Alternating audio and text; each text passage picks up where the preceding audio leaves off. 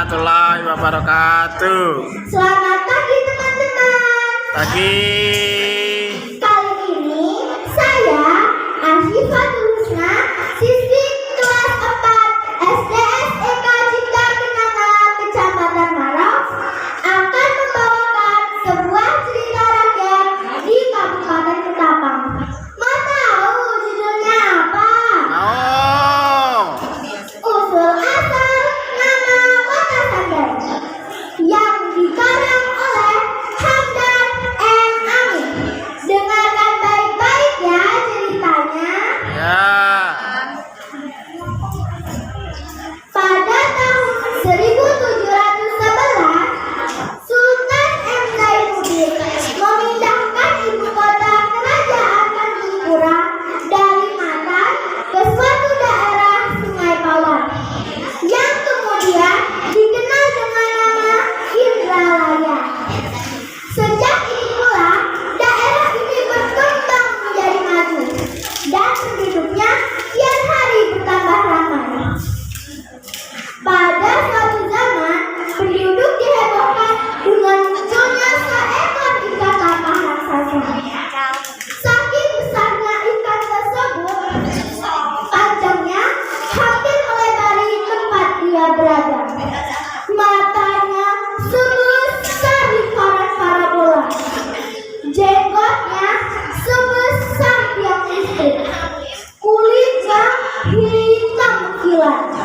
Kalau mulutnya menganga, mobil, truk bisa masuk ke ronggongannya. Gelombang air apabila ia berenang, perahu-perahu yang bertambat di pangkalan menjadi karang, lanting atau pondok di atas rakit yang merapung, tempat mandi, tempat buang air besar, tempat mencuci pakaian, habis roboh berantakan. Mereka menjadi panik, cemas, dan ketakutan. Mereka tidak ingin mandi di pinggir sungai dan kemudian menggunakan perahu sebagaimana lazimnya. Banyak sudah usaha yang mereka lakukan untuk menaklukkan ikan tapah tersebut, tetapi belum mencapai hasil yang maksimal. Raja yang berkuasa di zaman itu pula tidak patah semangat. Pada suatu hari diadakan acara redup yang dihadiri para pangeran, para patih, para demong adat, dan para tua-tua kerajaan. Redup itu membicarakan untuk menaklukkan ikan tapah tersebut. Redup pun dimulai. Pangeran berkata, "Patih, bagaimana cara menaklukkan ikan tersebut?" Patih pun menjawab, "Sebentar, Pangeran, saya harus berpikir terlebih dahulu." Setelah itu, demong adat pun bertanya, "Bagaimana kalau kita membuat rakit dari batang pisang?" Setelah itu, para tua-tua kerajaan pun menjawab, "Saya setuju dengan apa yang kalian pikirkan." Setelah redup selesai, rakit yang bermuatan dengan kayu bakar genggaman lalu hidangan api yang besar dan melalap semua tumpukan damar. Lalu rakit itu dihanyutkan ke tengah sungai. Karena ikan tapah raksasa yang ganas dan rambut, pasti ia akan menangkapnya. Setelah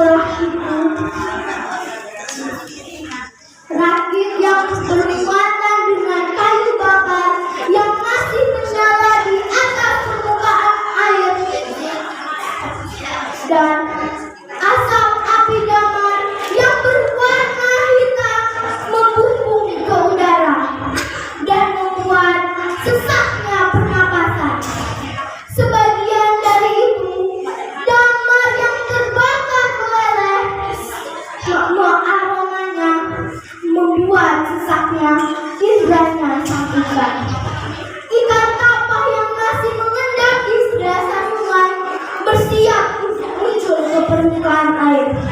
Mulai kelihatan air tanah berputar-putar.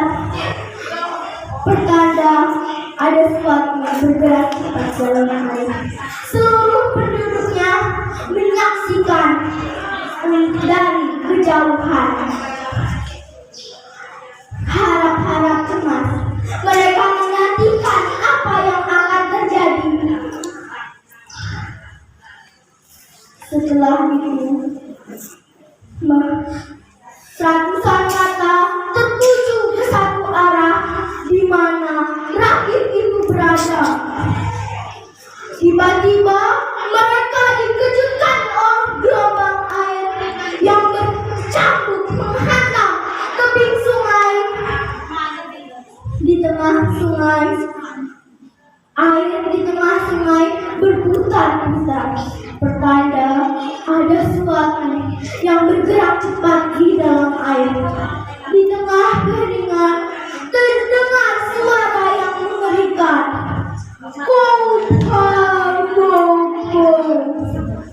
Rakit Dama dengan apinya yang masih menyala-nyala di atas permukaan sungai sudah ditakan ikan tapah raksasa tersebut.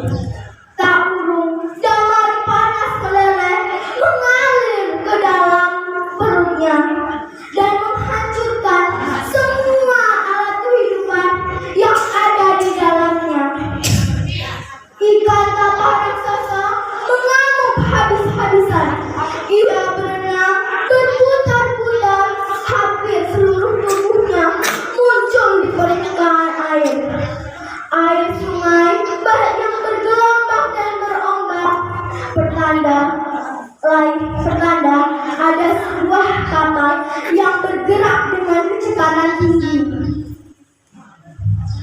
Keadaan yang gawat seperti ini berlangsung cukup lama, sampai menjelang sore. Tetapi penduduk dengan tekun menyaksikannya. Bersamaan mereka menjelang matahari terbenam. Sang matahari terbenam, keganasan ikan kapal tersebut mulai berkurang. Terakhir, ia muncul dengan kekuatannya yang luar biasa. Hampir seluruh tubuhnya muncul di permukaan air. Ia membelokkan ekornya ke kanan dan ke kiri. Penonton yang jarang sedekat habis basah kuyup. Badannya menggeliat karena semburan airnya. Badannya menggeliat, memutar kepalanya ke arah hulu sungai berlawanan arus. Tiba-tiba mereka dikejutkan oleh air yang berputar-putar. Setelah itu, sesekali ikan tapah tersebut nyasar di pinggir, membuat penonton lari berhamburan ketakutan. Dong dong dong, Allahu Akbar, Allahu Akbar. Sayup sahdu azan maghrib di masjid terdengar. Ikan tapah tersebut berenang berputar-putar dan mengeluarkan semua kekuatannya di dalam cahaya remang-remang. Sang matahari mulai gelap. Setelah itu, ikan tapah bergerak dari permukaan sungai dan akhirnya terdampar di pantai bibir. Seluruh tubuhnya menyandar seperti tersendai di pinggir tebing. Tamatlah kisah ikan tapah tersebut. Dalam bahasa orang Payong menyebutkan Puake ikan tapah. Ia mengakhiri hidupnya tersendai di panjangnya perjemuran. Dari kata tersendai, inilah melahirkan kata nama kota Sandai. Di zaman sekarang, nama Indralaya dapat dipertegas dan memperkuat keberadaan kota Sandai. Dahulu lokasinya di kota Indralaya.